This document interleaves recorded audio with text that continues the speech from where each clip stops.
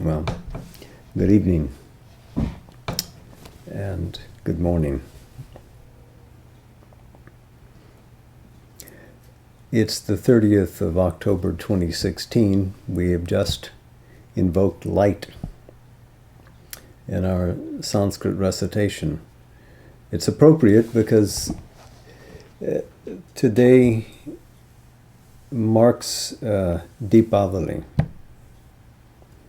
Diwali in India, the festival of lights, the row of lights.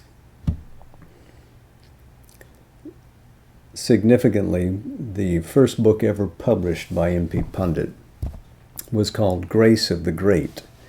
And one of the articles that was in this book that was released in August of 1950 was a description of the inner significance of that myth, which goes into the making of Diwali in India. There are many stories which date all the way back to the Mahabharata and to the Vishnu Purana and later the Bhagavata Purana about how a demon, Narakasura, had, as a demon who brought to himself through his hard work one victory after the other, established ultimately control over all things on earth, and then over all things in heaven, and was so wicked that when he ransacked heaven, he snatched the earrings off the mother of the gods, Aditi, took 16,000 virgins with him, along with the divine architect Twashtra's daughter, and made off with them to his city, which was called Pragjyotishpura, which means the city of the eastern light. In other words, the sun. The sun rises there. So you can imagine, he's taken all this wealth, all of these beings, these goddess powers with him, and ironically, his city is called the City of the Dawn, let us say. Well, the gods are deeply affronted by the action of this Naraka and lean upon Krishna, as he is the only one on earth who could confront him, to undertake the task to destroy this demon. And so Krishna assents to it and goes alone to meet this demon and all his many hordes. And to get there, he has to cross many sharp spiked fences that would shear the flesh. He has to cross all of those first. He has to traverse tall mountains and then ford a red river. Finally, he gets to this great city, and to gain access to Naraka, he has to descend into the caverns of the earth. And there he faces him, destroying all his hordes, his Asuric comrades along the way. And finally, he faces Naraka himself, who throws charm and spell and mighty celestial weapon one after the other at Krishna, and none of them land. Finally, he throws his most terrible weapon, and Krishna allows it to strike him, and it falls upon him like a flower garland and falls to the ground. And before the Asura can undertake the next action, Krishna has released his discus and beheaded the demon. And then there's joy. These beings who have been held captive, these divine damsels, are restored to their places in heaven. And they ask for Krishna's hand, and he marries all of them, restores the earrings to Aditi, and continues along his quest. Because this is just an early chapter of his life, one spiritual victory. If you look at the symbolism of this, Naraka has, for whatever reasons personal to him, got all this wealth. And though he's worked hard, he has kept it. He has hoarded it. And he has buried it in what we could say is the subconscious, pertinent to our chapter in the Life Divine. Because he has buried it there, it has to be rescued, because these are treasures that belong to the cosmos. He has no right to take them out of their wider scope and compress them like this. So what Krishna does is to overcome this darkness with the power of light. And instead of destroying everything, releases the Asura from his enchainment to his present being and allows him to move on, with this, the fatal blow, being rather a divine blessing to Naraka, who can then grow back to truer selfhood. These powers are lifted back to their original source. They're replaced. The context, the comprehensiveness of the universe is thus maintained. And we move from the subconscious to the superconscious. And who is it that does this? But the soul-aware agent upon earth. Krishna represents, obviously, that soul of delight, sporting through the universe, doing good and releasing the inner possibilities of whomever he meets into active, vibrant life. So the row of lights which accompany this day are a symbol of our advance, step by step, towards the full illumination, the balance of all the cosmos in the consciousness of one who has achieved. So, having said this, happy Diwali to everyone. And we return to the boundaries of the ignorance. I think when we last were talking, Sri Aurobindo had been distinguishing between the subliminal self, which is our inner being, and the true subconscious, which he says is vibrating on the borderland of the inconscient. There, consciousness begins to rise from the inconscience. And that is properly what is the subconscious. What is the subliminal being is a truer form of ourself than what we meet with our waking selves. So we'll continue with this paragraph that begins, but the subliminal self has not at all this subconscious character. It is in full possession of a mind, a life force, a clear, subtle physical sense of things. It has the same capacities as our waking being, a subtle sense and perception, a comprehensive extended memory, and an intensive selecting intelligence, will, self-consciousness. But even though the same in kind, they are wider, more developed, more sovereign. And it has other capacities which exceed those of our mortal mind because of a power of direct awareness of the being, whether acting in itself or turned upon its object, which arrives more swiftly at knowledge, more swiftly at effectivity of will, more deeply at understanding and satisfaction of impulse. Our surface mind is hardly a true mentality. So involved, bound, hampered, conditioned is it by the body and bodily life and the limitations of the nerve system and the physical organs.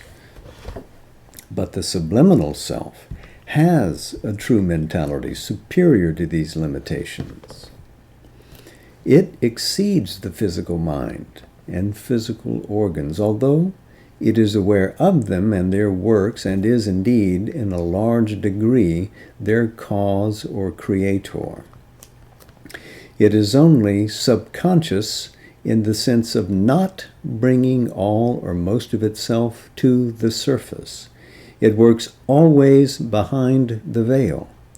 It is rather a secret intraconscient and circumconscient than a subconscient, for it envelops quite as much as it supports the outer nature.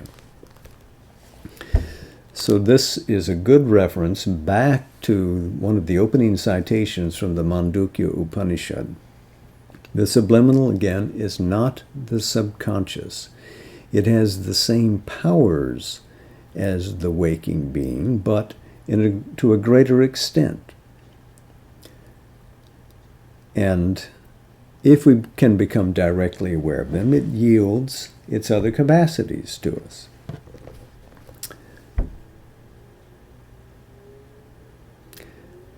The real direction for the work that we do externally does not rise from the waking self or from the superficial self, but from this subliminal self, which, as he says, is intraconscient and circumconscient, not subconscient. So again, he's furthered the distinction between the subconscious part of the universe, let us say, and what is our true subliminal being. Intraconscient is a term, Latin. Intra means inner, which means what is inwardly conscious. The subliminal would own that characteristic. If our outer surface awareness is aware of the physical and the things that impact us through the senses, the subliminal would be inwardly aware. And it would also be circumconscient, which means it would be aware of the roundedness of things. It would be aware in an ensphering way of that which radiates in the mind and vibrates in the life and is sensate in the physical being. So this is quite different from being the suppressed consciousness vibrating on the borderlands of the inconscient, which we would describe the subconscious as being. So, he continues, this description is no doubt truest of the deeper parts of the subliminal. In other layers of it, nearer to the surface, there is a more ignorant action, and those who, penetrating within, pause in the zones of lesser coherence, or in the no man's land between the subliminal and the surface, may fall into much delusion and confusion. But that too, though ignorant, is not of the nature of the subconscious. The confusion of these intermediate zones has no kinship to the inconscience. So again, the subconscious is a suppressed bridge, you might say, to the inconscience. Even if we slip into what he has called here the intermediate zones, which lie between the true subliminal being and the surface, though we would be subject to the field of ignorance and the possibility of error, it would not be of the same order as if we were in the true subconscious.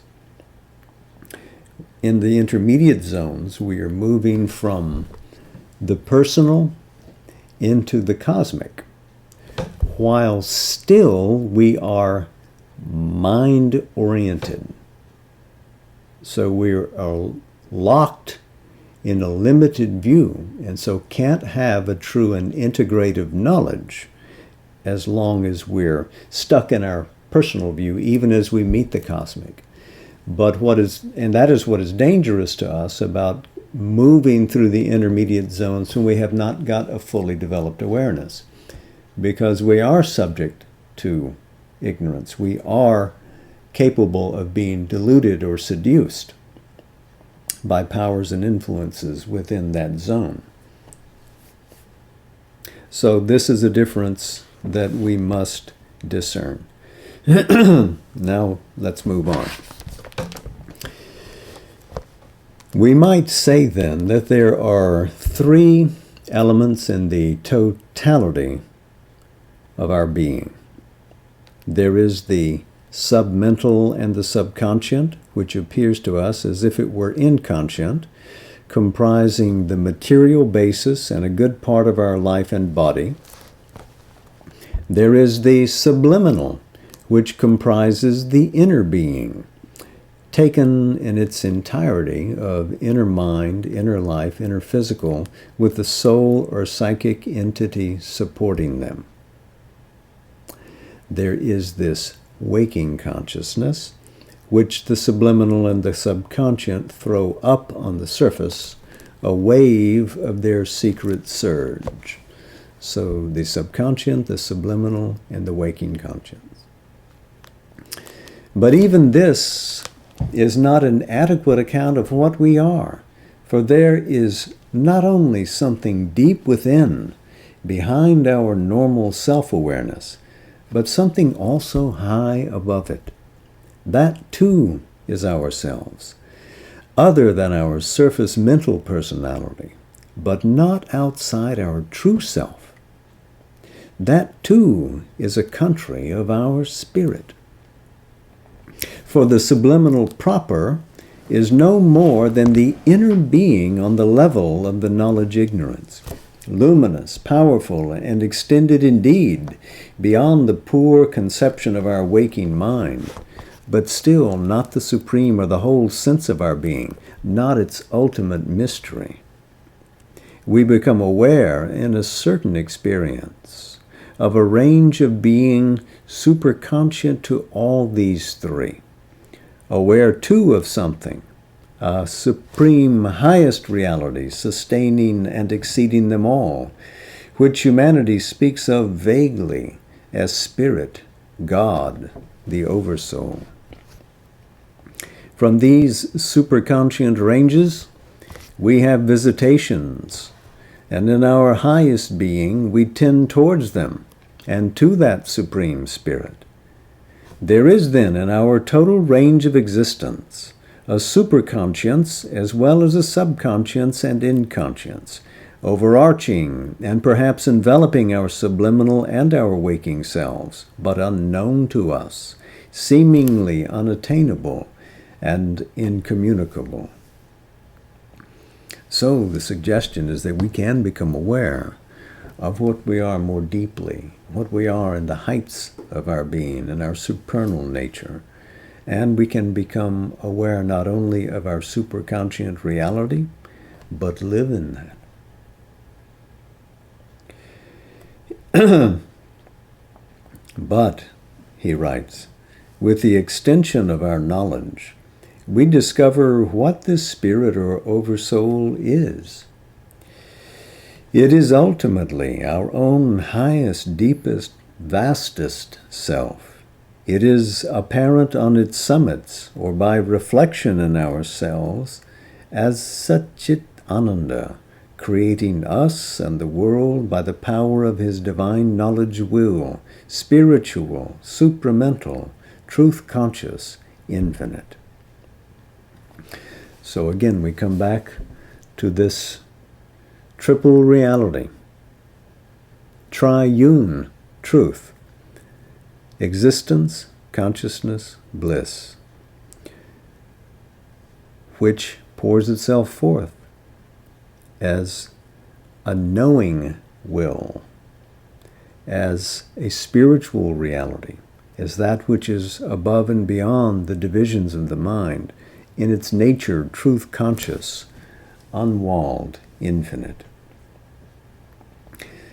That is the real being, Lord and Creator, who, as the cosmic self, veiled in mind and life and matter, has descended into that which we call the inconscient, and constitutes and directs its subconscient existence by his supramental will and knowledge, has ascended out of the inconscient and dwells in the inner being, constituting and directing its subliminal existence by the same will and knowledge, has cast up out of the subliminal our surface existence, and dwells secretly in it, overseeing with the same supreme light and mastery its stumbling and groping movements.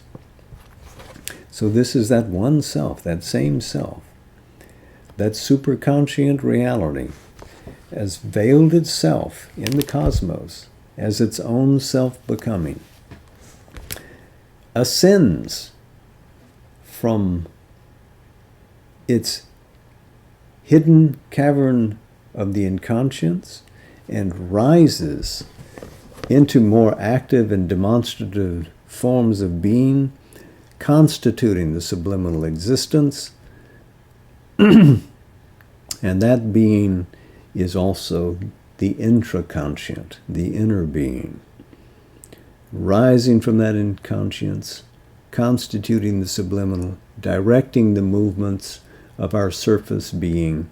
It continues to be master of the universe. This is that same self. The nature of Satchit Ananda has not been lost despite the apparent division and darkness, even in its descent into the inconscience, even if it's weaving through the warps and wooves of the ignorance. If the subliminal and subconscient may be compared to a sea which throws up the waves of our surface mental existence, the superconscience may be compared to an ether which constitutes, contains, overroofs, inhabits, and determines the movements of the sea and its waves. It is there, in this higher ether, that we are inherently and intrinsically conscious of ourself and spirit, not as here below by a reflection in silent mind or by acquisition of the knowledge of a hidden being within us.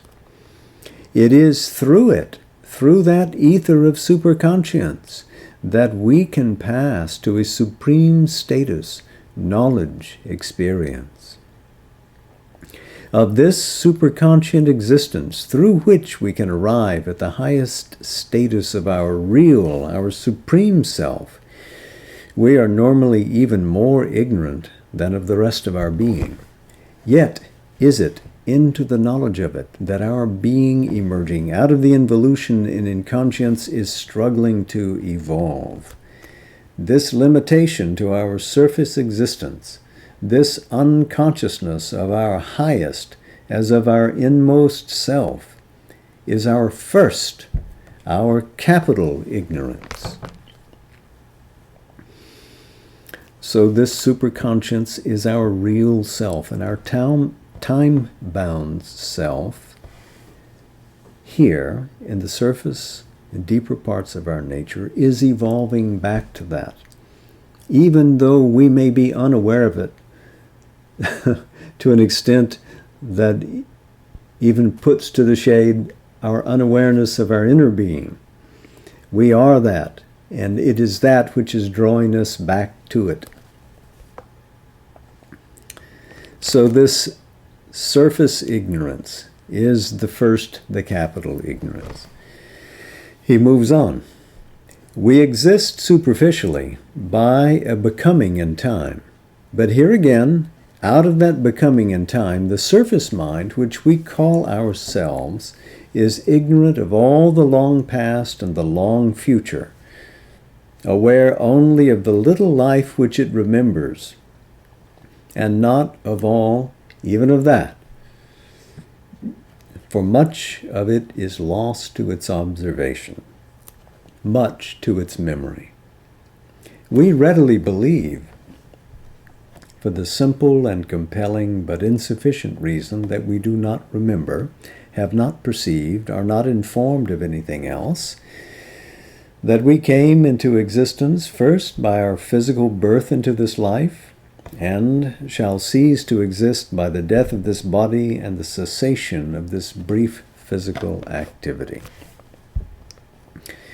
But while this is true of our physical mentality and physical vitality, our corporeal sheath, for they have been constituted at our birth and are dissolved by death, it is not true of our real becoming in time.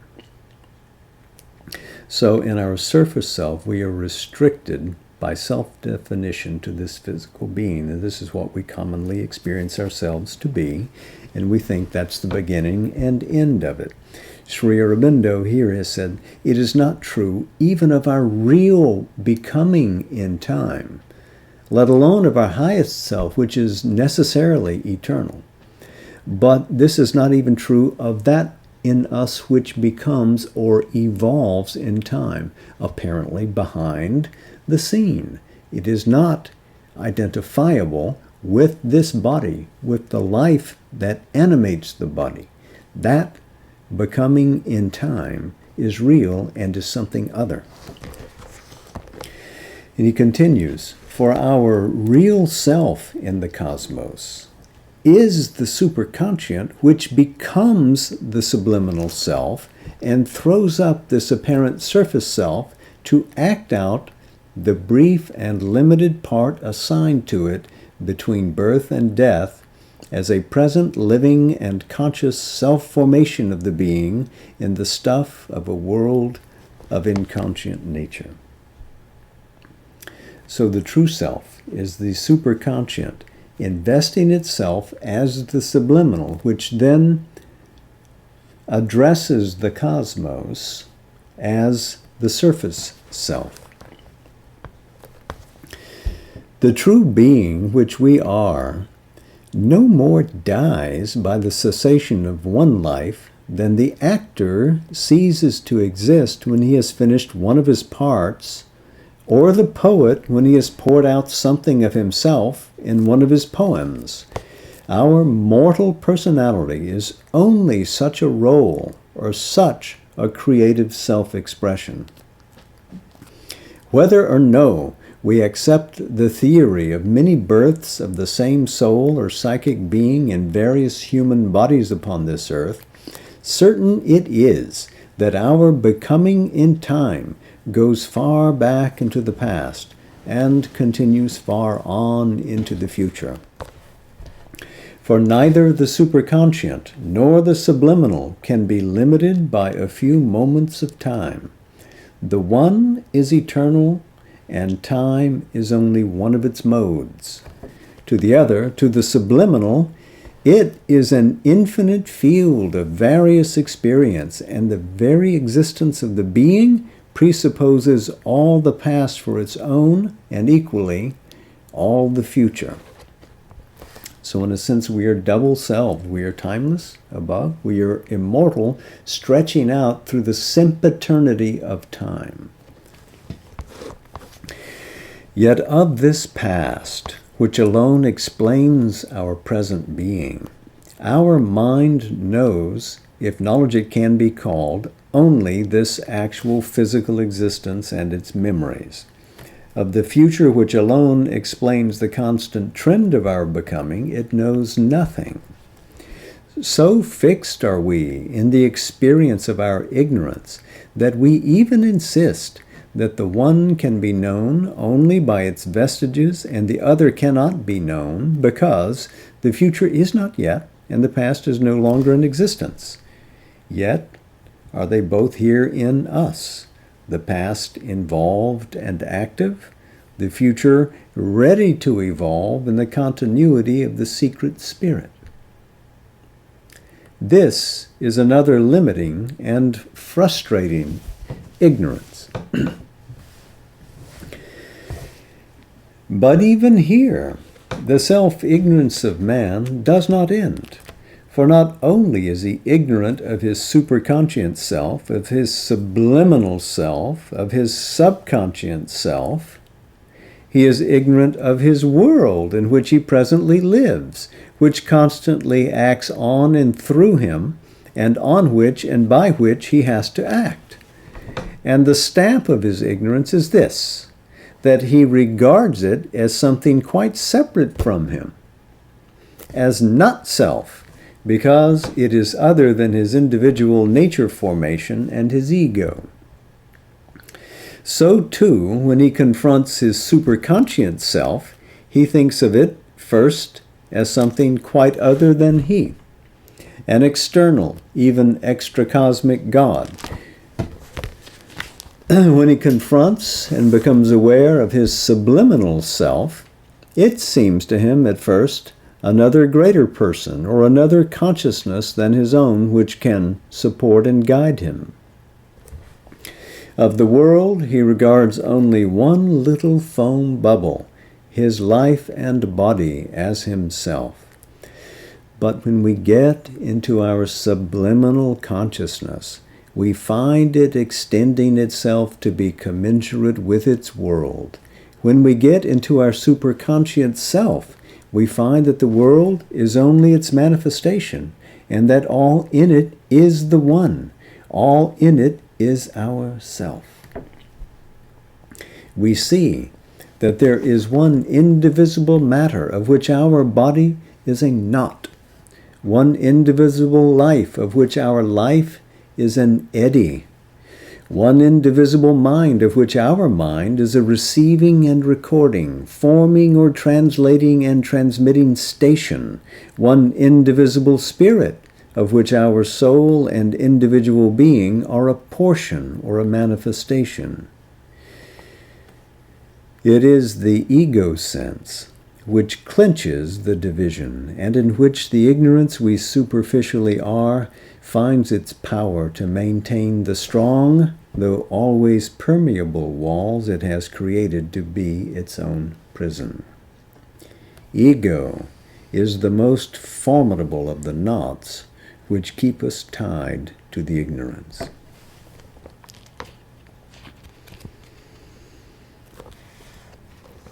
So this sense of separation in which we ignore our subliminal self, ignore our subconscious self, ignore even our superconscious self, is what fixes us in ignorance and is the most difficult to dissolve. Even though we think we're entrenched in ego and we're an island unto ourselves, still all those fortress walls are permeable. And the world washes in and over and through us, and we are conducted forwards by an inner guide and by an overseeing will and intelligence. We simply don't know that it is happening to us because we are fixed in that locus. I am here and I am now, and that is all I am, here on the surface, on the tip of my nose.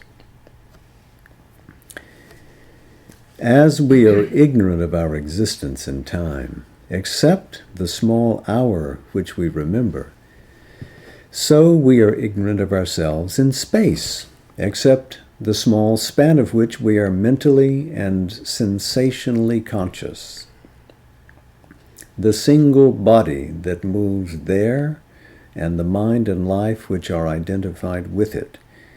And we regard the environment as a not-self we have to deal with and use. It is this identification and this conception that form the life of the ego.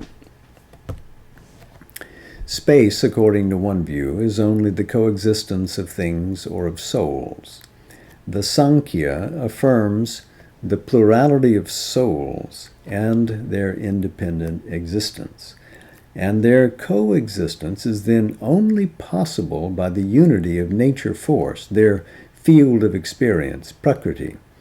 But even granting this, the coexistence is there, and it is in the end coexistence in one being. Here he means to say that nature is one, and we are all sharing a common nature. The reference to Sankhya is, of course, to the old Indian philosophy, the dualism between Purusha, the person who watches the play of Prakriti, the dynamic nature before him.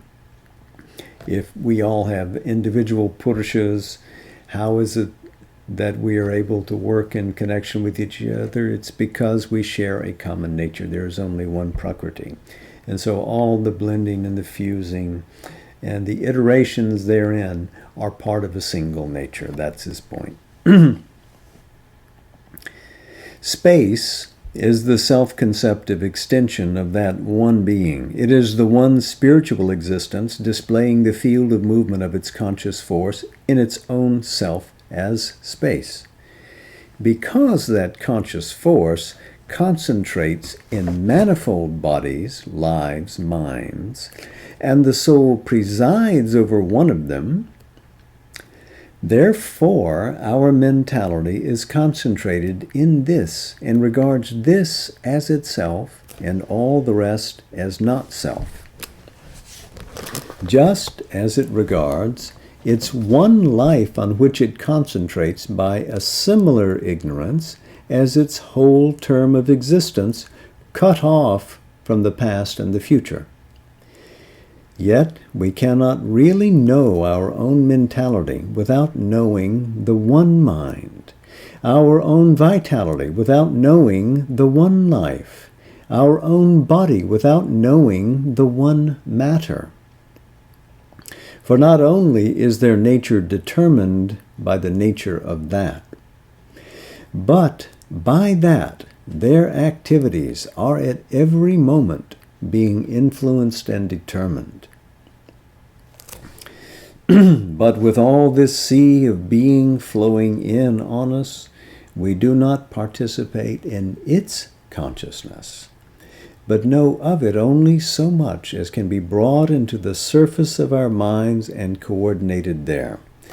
The world lives in us, thinks in us, forms itself in us. But we imagine that it is we who live, think, become separately by ourselves and for ourselves. As we are ignorant of our timeless, of our superconscient, of our subliminal and subconscient selves, so are we ignorant of our universal self. This alone saves us, that ours is an ignorance which is full of the impulse and strives irresistibly, eternally, by the very law of its being, towards the realization of self-possession and self-knowledge. A many-sided ignorance, striving to become an all-embracing knowledge, is the definition of the consciousness of man, the mental being. Or looking at it from another side, we may say equally that it is a limited, separative awareness of things, striving to become an integral consciousness and an integral knowledge.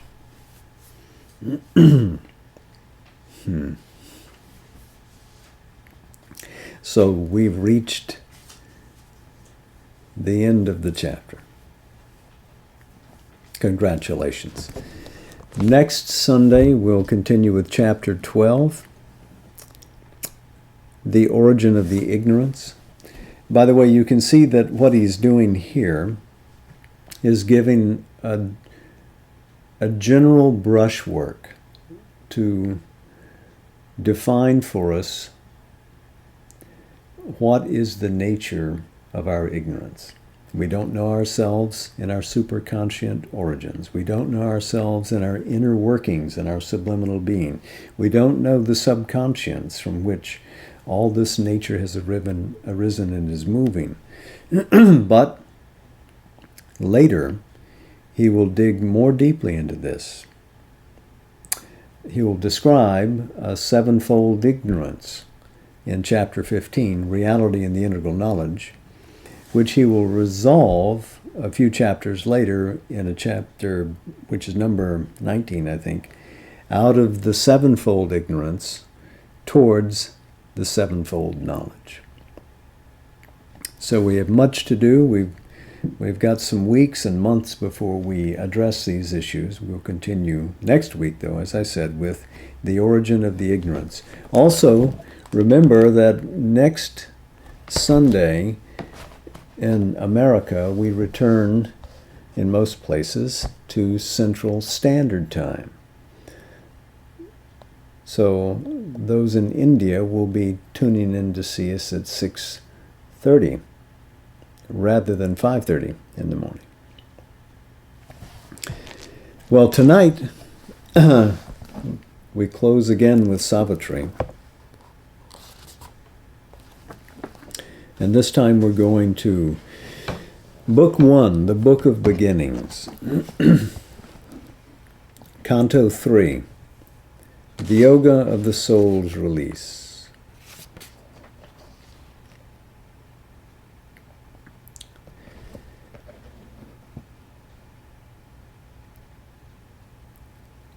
At last was won a firm spiritual poise, a constant lodging in the Eternal's realm, a safety in the silence and the ray, a settlement in the immutable. His heights of being lived in the still self. His mind could rest on a supernal ground and look down on the magic and the play where the God-child lies on the lap of night and dawn, and the everlasting puts on time's disguise. To the still heights and to the troubled depths, his equal spirit gave its vast ascent. A poised serenity of tranquil strength, a wide unshaken look on time's unrest, faced all experience with unaltered peace. Indifferent to the sorrow and delight, untempted by the marvel and the call, immobile it beheld the flux of things, calm and apart supported all that is. His spirit's stillness helped the toiling world. Inspired by silence and the closed eye's sight, his force could work with a new luminous art on the crude material from which all is made, and the refusal of inertia's mass, and the gray front of the world's ignorance, and nescient matter, and the huge error of life. As a sculptor chisels a deity out of stone, he slowly chipped off the dark envelope, line of defense of nature's ignorance, the illusion and mystery of the inconscient, in whose black pall the Eternal wraps his head, that he may act unknown in cosmic time. A splendor of self-creation from the peaks, a transfiguration in the mystic depths, a happier cosmic working could begin and fashion the world shape in him anew. God found in nature, nature fulfilled in God.